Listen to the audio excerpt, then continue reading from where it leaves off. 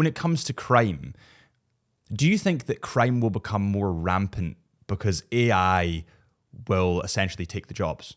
That's a hell of a, you were drifting right out of that corner. My goodness, that was a handbrake turn and a half there, wasn't it?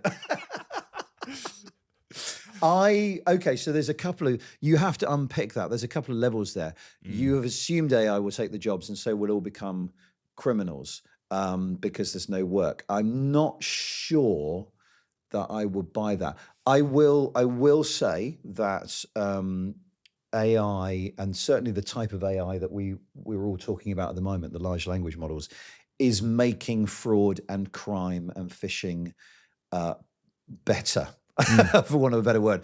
You remember when you used to get the email from the Nigerian prince asking for money, and it would have the spelling mistakes, or you would go to the fake website that pretended to be your bank, and you'd look at it thinking, they English is not their first language here. Something's off.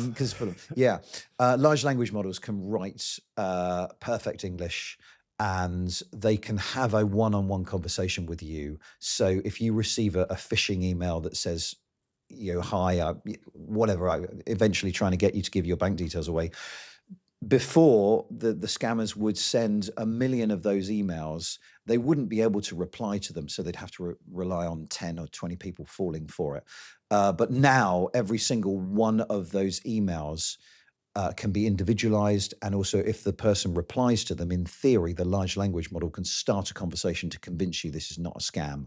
And so in that, AI will enable more crime. And the only way to, because that's going to happen en masse, I think, or is happening en masse, the only way to counter that is to use AI to spot these AI generated emails, because there's too many for a human to do. And that, we have arms races in many types of technology and in the world in general. And that's one of them. Yeah. I think that the scary thing to me about AI, especially in the industry that I am in, is the generative AI. So I've had literal people taking the, hundreds of hours of my podcast and YouTube channel, whatever it might be, making my face and having me say something that I just didn't say. And I think that's where it gets scary for me, when it becomes so convincing that you could think you were talking to me and I could be like, oh, well, but pay me and I'll give you this watch. And it's not. I've got friends who, I haven't seen it happen to me, I don't think, or maybe I heard that someone thought they heard me somewhere where I wasn't. But I've got friends who have more important, let's say, media profiles than me that have been doctored to give financial advice, for example, that they're not actually giving. Do you remember a time, like literally less than 10 years ago, when this still seemed like it was going to be impossible to have photorealistic videos of people? And then suddenly we had this shift in technology that I think started about 2017. And suddenly that's all possible now. And you can have realistic videos. And I'm having to warn my parents that if they get a video call from me, a video call, not even an audio call, but a video call from me saying, I'm in trouble, I need help, please send me some money, we need to have a code word or something so that, you can't just pretend to be me. We are in that world now. Ironically, when I was in Barcelona, having just been robbed, I was sending messages to people saying, I'm in trouble. I don't know what help I need at the moment, but I might need some. And some of the replies I got back was, I'm not sure if this is a scam or not. And I'm like, no! When the one time you actually need it. I know. But that's what they rely on, people's good nature. And it's kind of always been the way. We once found a security hole in Facebook, like many years ago. If I wasn't doing what I was doing, I think I would be a hacker, because I'm always trying to prod and poke and see what will break. And many, many years ago, I don't know if you remember, Facebook allowed people to just write apps for Facebook. Still happens now. I've been to these countries in the world, plot them on a map, or this game I can play with my friends. Anyone could code an app and then make it available for other Facebook users to use. And I remember saying to our team on Click, I wonder what controls there are in place for these apps. Could we just make something that's more malicious? that does something it's not supposed to. And we're all going, nah, there's got to be safeguards in place for that. No, it turns out not. You could just, at the time, write a piece of computer code and Facebook will run it. And so we made a test app called the Miner, Miner. So, as you're mining for data and stuff. And we just proved that if we sent it to people, while they're playing the little game that was at the front end, it was just taking their data and emailing it out of Facebook at the back end. Oh my God. They closed that loophole, but I think we were the first to kind of expose that at the time. Since then, we've used botnets to show how easy it is to take down a website just by flooding it with data. We've done all sorts. That's terrifying. Like I say, I'd be a hacker if I wasn't doing what I was doing, because I'm interested in how things work and how things break. You would think that a company as humongous as Meta now, I mean, it was Facebook then, but Meta would have the safeguards in place prior to launching that side of the network. So what I think happened with social media is the key is to grow your network as fast as possible. Yeah. And so you just want to get as many eyeballs and as many users to use your site as possible. And that's been the Web 2.0 explosion, and that's why it's happened. And it's all free and it's really easy to use and really easy to access. And so the most important things for those companies were just making it as useful and usable and, I suppose, fun as possible. And so no, there weren't safeguards. And you look around and there's still, not with that specifically, but there's still not safeguards. You look at the social media sites, they're full of bots, they're full of all the worst stuff, because, and in that way it's totally under control of the companies. They've made the algorithm to amplify the things that get the most attention. And of course that turns out, because we're humans, to be not the best stuff in the world. That tends to be the stuff that's outrageous or inflammatory or hateful. And that is actually a manifestation of something, he says, geeking out and pushing his glasses up to his nose, of the paperclip factory. Are you familiar with the paperclip factory thought experiment? No. Okay. So the paperclip factory is an AI thought experiment. Okay. What it is you tell an AI your only job is to run a paperclip factory and make as many paperclips as you can, be as efficient as you can. You don't give it any other guardrails. And obviously this is a fictional super intelligence.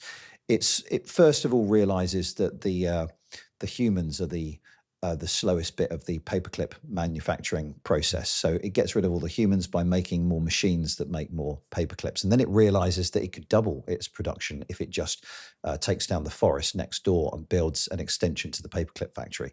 And on and on and on until the entire world is covered with paperclip factories. Now, the closest manifestation we have to that in the real world is the social media algorithms that were told, just get people's attention, keep them on the site as much as possible. No other guardrails. And so the AIs, and I'll use the word realize here, but they don't realize anything really. The AI realized that the types of posts that would keep people on the sites are not the wholesome stuff that's good for culture, but the stuff that's inflammatory and hateful. And so that's an example of where, in the early days at least, and it feels like it's still going on now, the AIs that are behind the algorithm have just been told, make as much money for us as possible by keeping people on the site as long as possible. And we don't care how you do that. Is that still the case? Well, there was a very recent lawsuit, wasn't there, against Meta and a few other YouTube as companies well, where a young user took them to court saying that they had their algorithm was responsible for giving her the mental health issues that she had. So up until very recently, the evidence is that they were still doing that. And we're in a period now where I'm going to guess those companies are going to spend millions of dollars trying to make the case that they don't have to completely change. And there are those people who are saying this is an inflection point, as it were, for social media, where they are going to have to put these guardrails in place. It's impossible for any social media sites to put human moderators in charge to moderate everything. There's just too much content out there. And also, like, it's a horrible job by the sounds of it. If you are a human moderator, looking through all the stuff that they have to look through and decide yes or no, this terrible scene does not violate our guidelines. So it is impossible. So again, you're going to have to use AI to do it. But what's the alternative?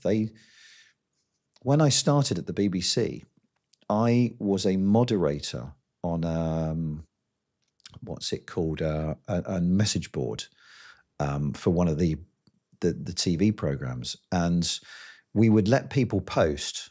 So this is like 2003, 2004. So it's like really early days for any kind of social media. We would let people post whatever they wanted until someone posted something about a famous footballer, which was libelous, at which point we had to go to pre-moderation, which is that we had to moderate everything before it went up. And that killed the whole thing. And that's what you would have to do if you weren't doing it the way they were doing it.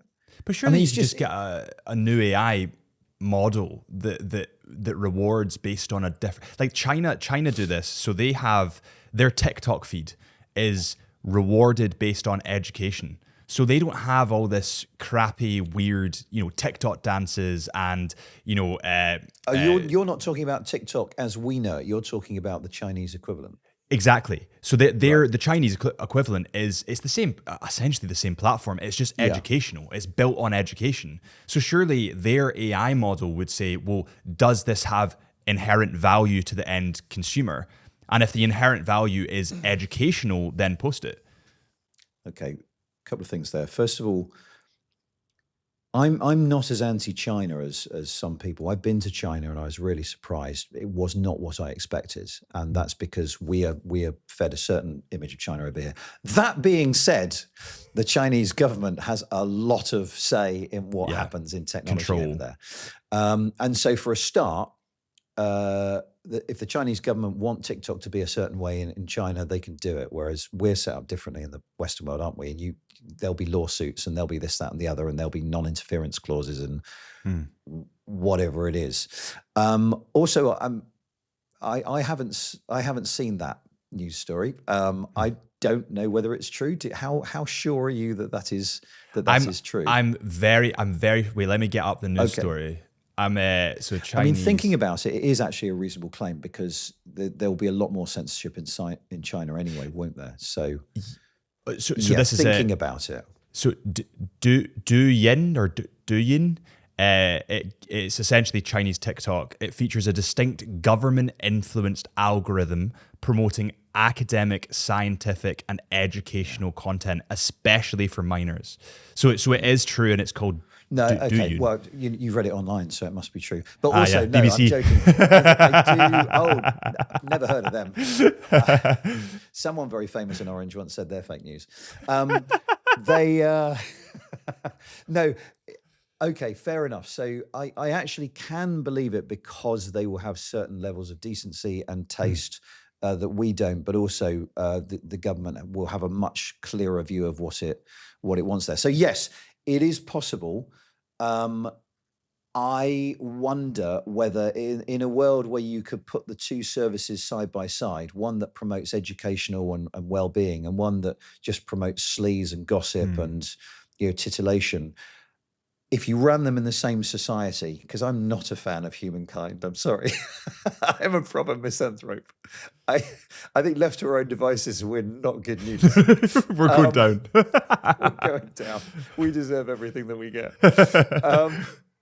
I wonder which would work. And we've supposedly got a more free society over here, and that is what's been decided. And really, I suppose, I don't know whether I'm taking this too far, but if we genuinely have let the algorithm decide what type of posts go the furthest, it's kind of shown that the titillation and the sleaze is more clickable than the educational feel-good stuff. If you guys enjoyed that clip, please do me a huge favor before you go and head over to our Into the Mind podcast official page where we have the raw, uncut Into the Mind podcast, and hit that subscribe button. And the more subscribers we get, the more incredible guests we can get on the show. I really appreciate you guys for watching. Thank you so much. And I'll see you all real soon.